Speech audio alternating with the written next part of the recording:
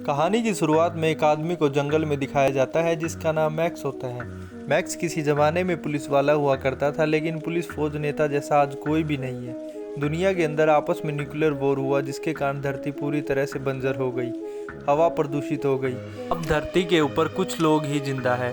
Max को अपने परिवार के सपने आते हैं, लेकिन अब उनकी भी मौत हो चुकी है। इसके बाद मैक्स को दिखाया जाता है कि वो गाड़ी में कहीं जा रहा होता है। तभी वो देखता है कि गाड़ी में कुछ लोग आते हैं और उसकी गाड़ी को टक्कर मारकर पलट देते हैं, जिससे मैक्स जख्मी हो जाता है। इसके बाद वो लोग मैक्स को बंदी बना लेते हैं और अपने साथ ले जाते हैं। वो मैक्स की पीठ पर O नेगेटिव लिख देते हैं। O नेगेटिव का मतलब होता है उसका ब्लड ग्रुप। दरअसल मैक्स एक यूनिवर्सल डोनर होता है। ये लोग मैक्स को बंदी बनाना चाहते हैं, इसलिए जब वे उस पर गुलामी की मोड़ लगाते हैं तो मैक्स किसी तरह से भाग जाता है, पर वो लोग उसे वापस से पकड़ लेते हैं। यहाँ जितने भी लोग काम करते हैं वो सब के सब मॉडर्न जो के लिए काम करते हैं। मॉडर्न जो यहाँ का सरदार है, जो सबसे ज़्यादा ताकतवर है। मॉडर्न जो एक खास तरह का मास्क पहनता है जिसके दोनों तरफ छोटी छोटी पाइपें लगी होती है। दरअसल इन पाइपों के जरिए उसे सांस मिलता है। अगर ये मास्क ना हो तो मॉडर्न जो मर जाएगा। मॉडर्न जो जहाँ रहता है वो एक बहुत ही ऊंची पहाड़ी है जिसके नीचे बहुत ही लोग रहते हैं। दरअसल ये लोग भूख प्यास से बहुत कमज़ोर हो चुके हैं। मॉडर्न जो उन लोगों से कहता है कि मैं मुक्तिदाता हूँ, मेरे द्वारा ही तुम्हारी मुक्ति होगी। इसके बाद मॉडर्न जो वहाँ से ऊपर से पानी छोड़ देता है जिससे सारे लोग खुश हो जाते हैं। इस दौर में पानी की बहुत कमी है, लोग भूख प्यास से मर रहे हैं, इसलिए वो आपस में लड़ते हैं।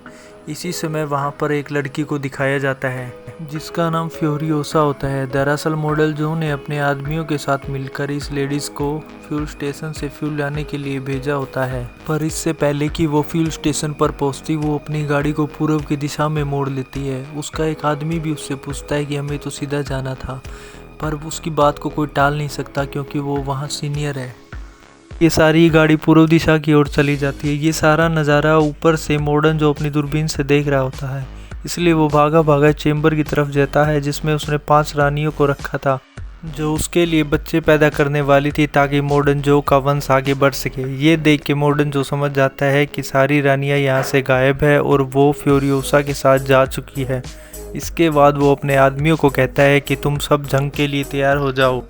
ये बात सुनकर मॉडर्न जो की आर्मी खुश हो जाती है क्योंकि वो अपने सरदार के लिए जान भी दे सकते हैं। मॉडर्न जो की आर्मी का नाम वॉर बॉयज़ होता है। न्यूक्लियर रेडिएशन के कारण इनके शरीर की हालत ऐसी हो गई होती है, इन्हें शरीर में खून की ज़रूरत होती है, इसलिए मैक्स के शरीर के अंदर एक पाइप को लगाया जाता है। यहाँ पर एक वॉर बॉय को दिखाया जाता है जो बहुत कमज़ोर होता है। वो मैक्स को अपनी गाड़ी के आगे बांध लेता है। वो फ्यूरियोसा को किसी भी कीमत पर पकड़कर अपने मालिक को खुश करना चाहता है, जिससे मॉडर्न जो खुश होकर इस वॉर सोल्जर पर फख्र कर सके कि इसने उसके लिए बहुत ही अच्छा काम किया। आर्मी में अगर कोई शहीद हो जाता है तो उसे फख्र की बात समझा जाता है। इसी बीच फ्यूरियोसा को दिखाया जाता है जो अब किसी और दूसरी जगह आ चुकी है।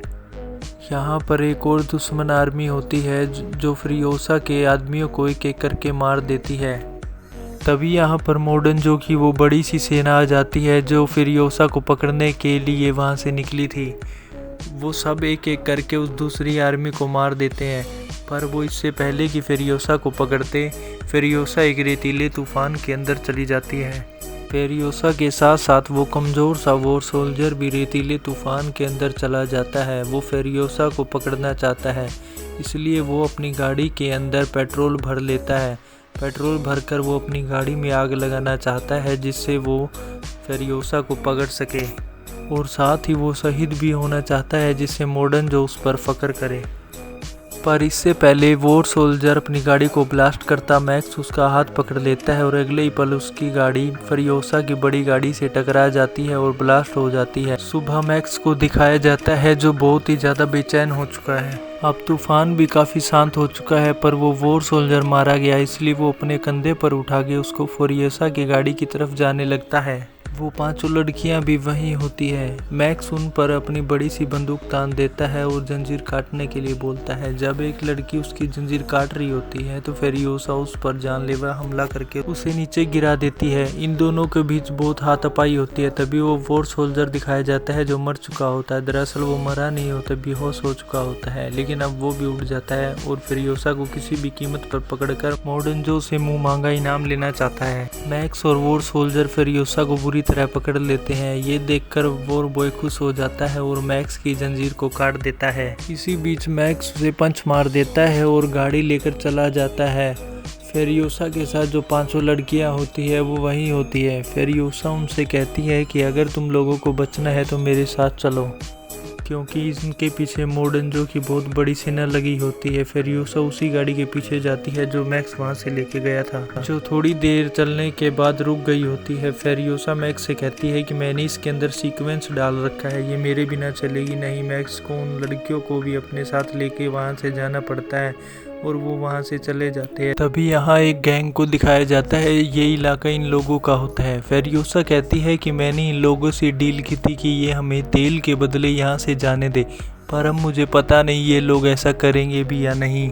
इसके बाद फेरियोसा उनके इलाके में एंटर कर जाती है और वहाँ का सरदार फेरियोसा से कहता है कि तुमने कहा था कि तुम्हारा पीछा सिर्फ 4 ही लोग करेंगे, लेकिन यहाँ पर पूरी बड़ी सेना तुम्हारे पीछे लगी है, जिसमें मेरे बहुत से सिपाही मारे जा चुके हैं। फेरियोसा ने तेल देने का इन लोगों को वादा किया था। इससे पहले कि ये लोग गाड़ी से टैंकर को अलग करते, फेरियोसा देखती है कि पीछे से मोडनजो की सेना इनका पीछा कर रही है। इसी बीच मैक्स गाड़ी को चला देता है और फेरियोसा भी गाड़ी के अंदर किसी तरह पहुंच जाती है। अब जिन लोगों का ये इलाका होता है वो सामने की चट्टान में ब्लास्ट कर देते हैं, जिससे आने का सारा रास्ता बंद हो जाता है। मोडनजो और उसकी सेना, जिसका नाम वॉर बॉयज होती है, अब वो बाहर ही रह चुके हैं। लेकिन जिन लोगों का ये रास्ता होता है वो एक्सपर्ट बाइकर्स होते हैं। वो बाइक के जरिए से फेरियोसा का पीछा करते हैं, लेकिन मैक्स और फेरियोसा एक एक करके इन सभी बाइक सवार लोगों को मार देते हैं। इससे पहले कि ये लोग यहाँ से निकले, मोडनजो अपनी गाड़ी के साथ यहाँ आ चुका होता है और इन्हें रोकने की कोशिश करता है। मोडनजो फेरियोसा को गोली मारने ही वाला होता है कि तभी ट्रक में से जो लड़की प्रेग्नेंट होती है उसे बाहर लटका दिया जाता है। ये देखकर मोडनजो गोली नहीं चलाता, क्योंकि वो ये बात जानता है कि इस लड़की के पेट में उसका वंश है। वो किसी भी कीमत पर इस लड़की को नुकसान नहीं पहुंचाना चाहता, पर वो फेरियोसा की गाड़ी रोकने का भरपूर प्रयास करता है और इसी बीच वो अपनी गाड़ी से एक बहुत बड़ी जंजीर को उनके स्टीयरिंग के बीच फंसा देता है, जिससे उनका ट्रक बेकाबू हो जाता है। तभी उस प्रेग्नेंट लड़की को दिखाया जाता है जो बाहर आकर उस जंजीर को काटने लगती है। वो किसी कटर की मदद से उस जंजीर को काट देती है, पर इससे पहले कि ट्रक को संभाला जाता, सामने एक बड़ी सी चट्टान आ जाती है। वो किसी तरह गाड़ी को मोड़ते हैं, पर उनका दरवाज़ा टूट जाता है। तभी उस लड़की को दिखाया जाता है जिसने जंजीर काटे थे। अब वो गाड़ी में आने की कोशिश करती है। इसी बीच उसका पैर फिसल जाता है और वो दरवाजे से लटक जाती है, पर दरवाज़ा टूट जाता है। पीछे से मोडनजो अपनी गाड़ी में आ रहा होता है। ये देखकर मोडनजो अपनी गाड़ी का बैलेंस खो देता है और उसकी गाड़ी बुरी तरह से पलट जाती है। तभी मोडनजो अपनी गाड़ी से बाहर आता है और वो लड़की जिसके पेट के अंदर उसका बच्चा होता है, वो अपनी ज़िंदगी की आखिरी सांसें ले रही है। वो बुरी तरह से जख्मी है। ये सब देखकर मोडनजो की रूह कांप जाती है। तभी फेरियोसा और मैक्स को दिखाया जाता है। इनकी गाड़ी में उस वॉर सोल्जर को भी दिखाया जाता है जिसका नाम नक्स होता है, जिसने स्टार्टिंग में मैक्स को अपनी गाड़ी के आगे बांध रखा था, जिससे उसका खून वो अपनी बॉडी में ले सके।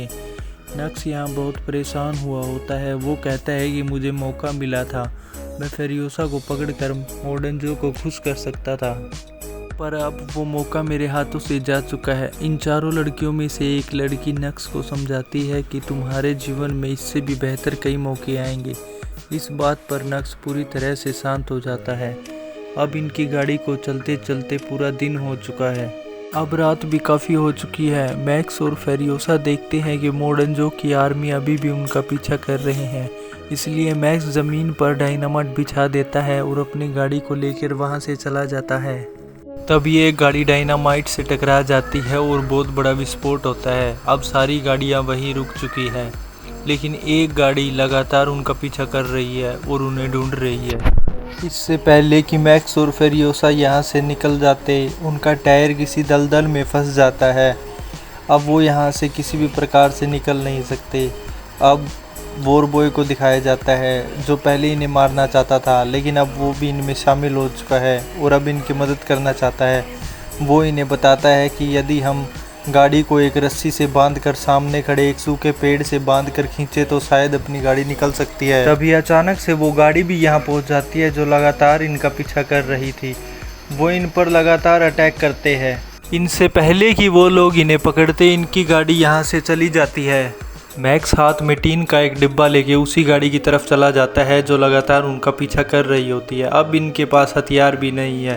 तभी अचानक ब्लास्ट होता है। फेरियोसा सोचती है कि मैक्स मारा गया, पर वास्तव में मैक्स जिंदा होता है।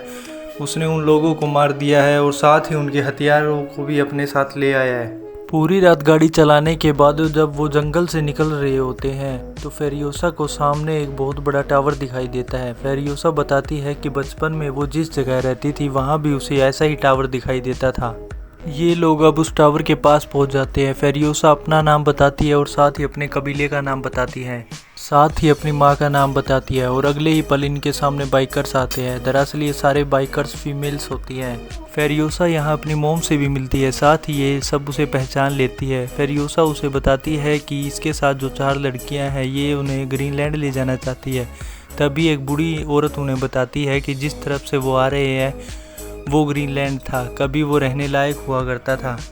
इसके बाद ये सब प्लान बनाते हैं कि ये रात को सूखे समंदर के उस पार जाएंगे, पर मैक्स को कुछ और ही मंजूर था। मैक्स सुबह जल्दी उठकर वापस से कहीं और जाना चाहता था। तभी उसे अचानक से छोटी सी बच्ची के विज़न आते हैं जो उसे कहती है कि तुमने मुझे बचाने का वचन दिया था पर तुम मुझे बचा नहीं सकते, क्योंकि पास्ट में मैक्स उसे बचा नहीं पाया था। मैक्स अपनी बाइक लेके फेरियोसा के पास जाता है और उसे बताता है कि सूखे समंदर के पास कुछ भी नहीं है, हमें वापस से मॉडर्न जोन के किले पर चले जाना चाहिए क्योंकि वहाँ पानी, हरियाली और सब कुछ मिलेगा। उसकी इस बात से वहाँ के सब लोग मंजूर थे और वापस से ये लोग उसी गाड़ी में बैठकर जिसमें तेल के टैंकर होते हैं मॉडर्न जो के किले की तरफ जाते हैं। रास्ते में मॉडर्न जो उसे देख लेता है। मॉडर्न जो समझ जाता है कि ये लोग किले की तरफ जा रहे हैं क्योंकि किले पर कोई भी सैनिक नहीं है और इस टाइम किले पर कब्जा आसानी से किया जा सकता है। अब मॉडर्न जो इनका पीछा करना स्टार्ट कर देता है। मैक्स और फेरियोसा इनके बहुत से लोगों को मार देते हैं।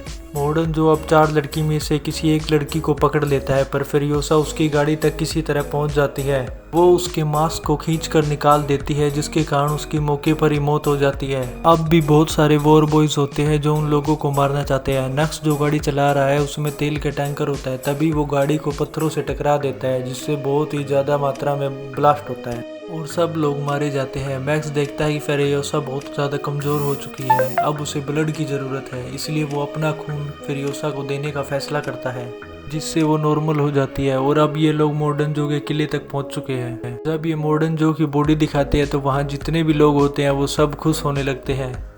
ये सब लोग नारा लगाते हैं कि इन लोगों को ऊपर आने दो और मॉडर्न जो के मरने की खुशी में अब पानी को खोल दिया जाता है। पानी देखकर यहाँ के सारे लोग झूम उठते हैं। वही किले के अंदर जितने भी लोग होते हैं वो फेरियोसा और उन 4 बंदियों का स्वागत करते हैं। इसका अब ये मतलब है कि इस किले पर इन्हीं का राज रहेगा। बड़ी मशीनों के कारण पानी आराम से निकाला जा सकता है, साथ ही हरियाली है, यहाँ किसी को कोई दिक्कत नहीं हो सकती। फेरियोसा मैक्स की तरफ देखती है। मैक्स जा रहा होता है क्योंकि उसने जिस काम का जन्म लिया था वो पूरा हो गया। यहीं इस कहानी का अंत हो जाता है।